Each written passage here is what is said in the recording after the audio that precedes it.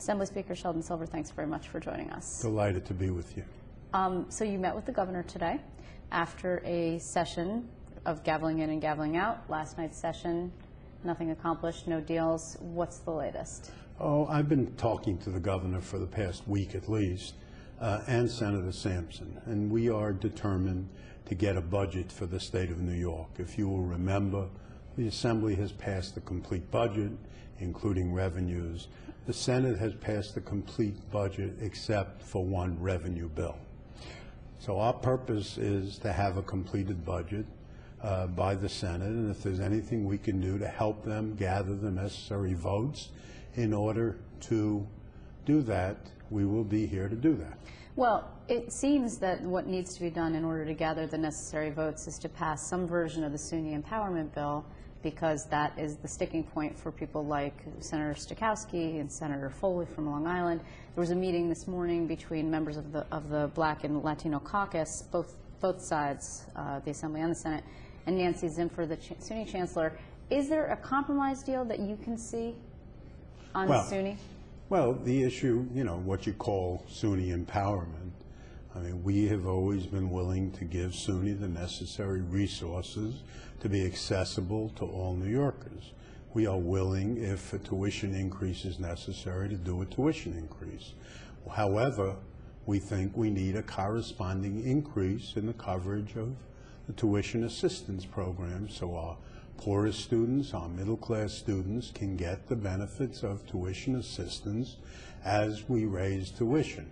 That would be required. Number two, we have raised tuition in the past only to see it go to balance the state budget.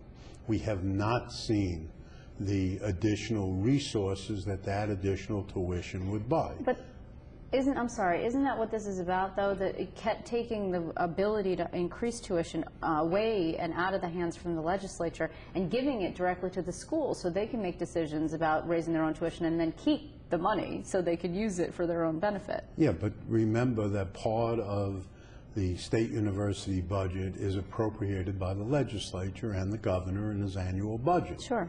And we never take the tuition per se.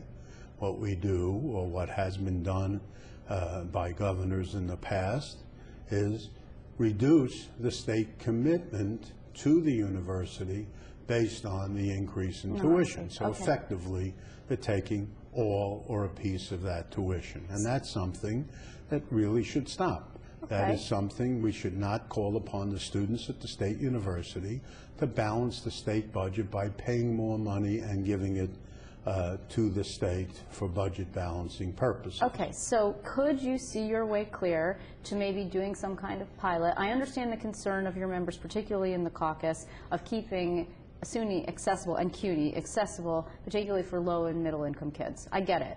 What about a pilot that frees Buffalo or frees Stony Brook to make their own decisions based on tuition increases so you can get Bill Stokowski to vote yes on the revenue bill?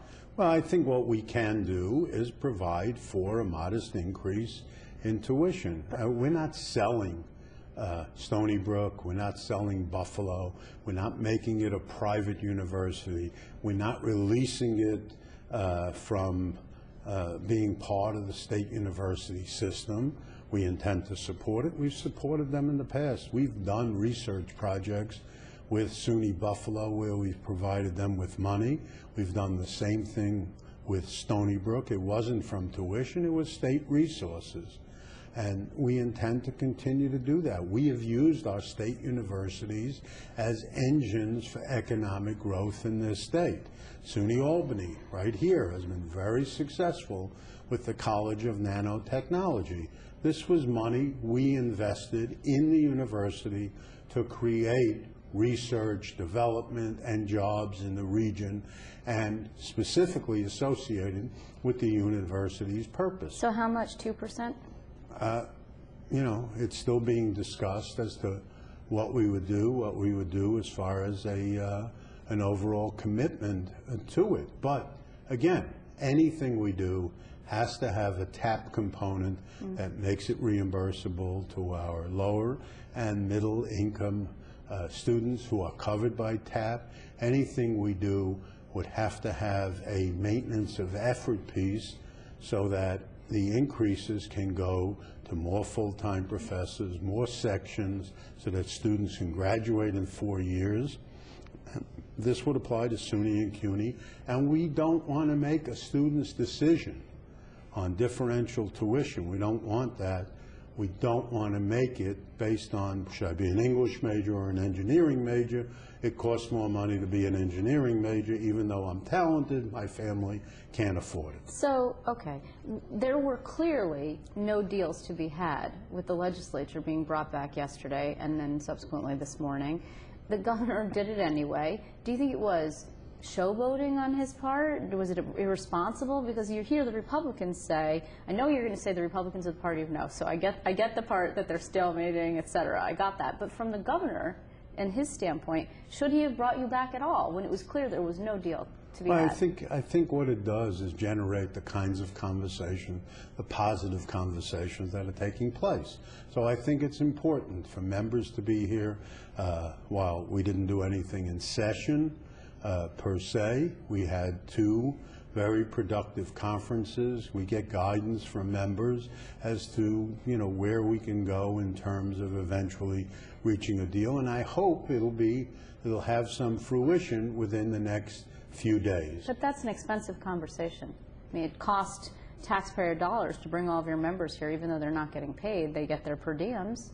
Well, wherever they go in order to discuss it, but that's how that's the contemplation. We are a deliberative body by Constitution, and at some point we all get together and discuss the things that have to be discussed, and that's the way to do it as far as that goes. But as long as you mention the party of no, Since we're on the topic. Part of the problem is the fact that 30 people have determined it's more important for them to have a no vote to run on in November than to represent their constituents. But there are 2 at least members of